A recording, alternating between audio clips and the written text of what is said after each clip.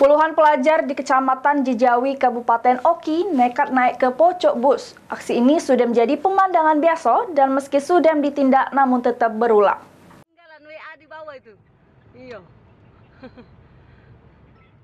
Pecah inilah aksi puluhan pelajar di desa Jijawi Oki yang nekat naik ke pocok bus yang ditumpangi pelajar. Pemandangan ini sudah biasa terjadi setiap kali para pelajar balik dari sekolahnya.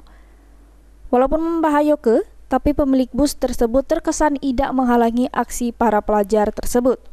Kasat Lantas Polres Oki, AKP Joko Edi Santoso, pas dikonfirmasi nyampe ke pesan via WhatsApp. Kalau beberapa waktu lewat, pihaknya sudah menindaklanjuti sama ngenjuk peringatan terhadap pelajar, serta pemilik kendaraan, namun pelajar terkesan membandel dan tetap ngulangi aksi serupa.